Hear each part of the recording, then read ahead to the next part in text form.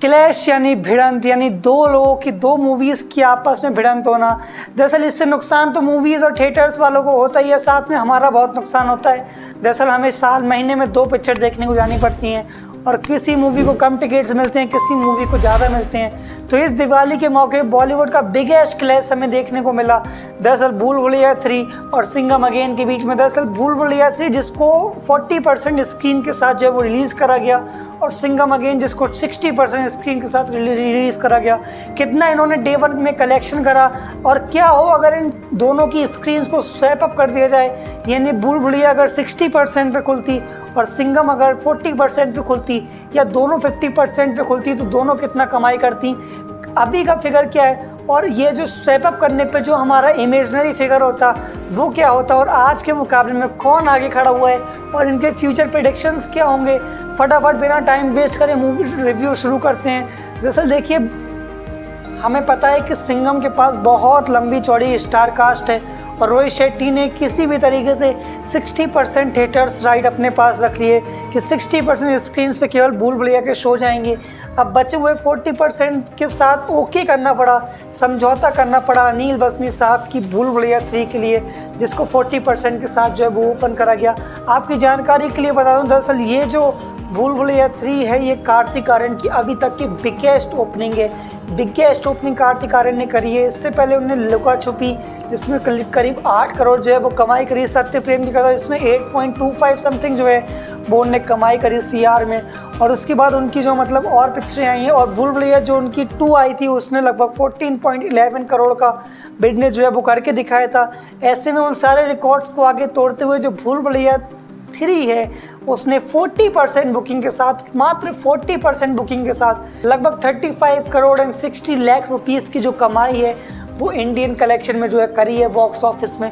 और वहीं 60% एक मैसिव ओपनिंग के साथ जो है मतलब ये अपनी सिंघम अगेन जो है वो कमाया है लगभग 43.60 करोड़ जो रुपीस हैं वो अपने सिंघम अगेन जो है वो पहले दिन अपनी कमाई करी है। अब कितना इंटरेस्टिंग होगा अगर इन चीज़ को स्वैप अप कर दिया जाए, इन चीज़ को आगे पीछे कर दिया जाए। 60% बुकिंग हम दे देते हैं अपनी भूल भुलैया को और 40% बुकिंग हम दे देते हैं अपने सिंघम को, तो क्या होगा। दरअसल अमेजिंग फैक्टर यहाँ पे क्या निकल के आएगा, वो चौंकाने वाले तथ्य क्या होंगे वो हम आपको बताते हैं।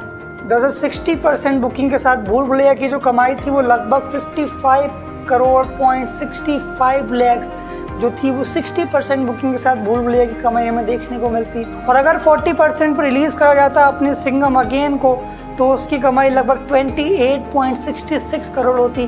तो डिफरेंस आपको पता लग गया हो कि इसकी टिकट सबसे ज़्यादा बिकी हैं। कहानी इंटरेस्टिंग तब हो जाएगी, रिजल्ट्स आपको तब देखने को मिलेंगे जब दोनों को 50-50% पे जो है वो ओपन किया जाता। तो अगर भूल भुलैया 3 को ओपन किया जाता 50% पे तो उसका डे 1 कलेक्शन जो होता वो आपको देखने को मिलता 43.5 करोड़ रुपीज़, जो कि बहुत बड़ा कलेक्शन होता।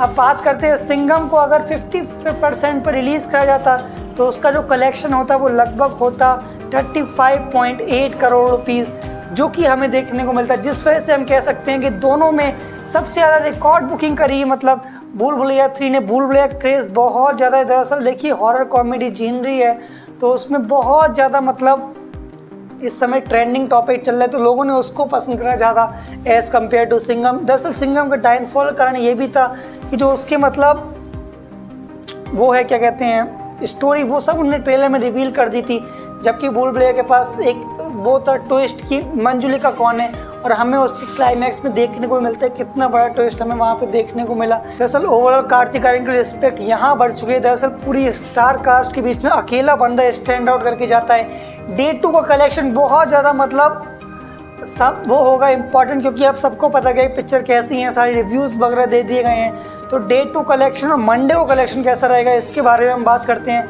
फिलहाल अभी दोनों मूवीज़ बहुत ज़्यादा हाई पे जाने वाली हैं। दरअसल एक्सपेक्टेड मैं आपको बता दूं इस वीकेंड तक कितना कौन कमाएगा, तो मैं आपकी जानकारी के लिए आपको बता दूं लगभग जो है 90 प्लस जो है बुक कमाई करेगी। 90 करोड़ प्लस कमाई जो अपनी भूल भुलैया है वो इस वीकेंड तक जो है वो करके चली जाएगी, यानी संडे ईव तक, संडे रात तक। और वहीं पे अपनी बात करें कि यानी जो सिंघम है वो उसकी कमाई कितनी होगी। दरअसल सिंघम की कमाई लगभग 75 to 85 के बीच में ही लाई करने वाली है, ऐसा मेरे को प्रेडिक्टेबल लग रहा है इस वीकेंड तक।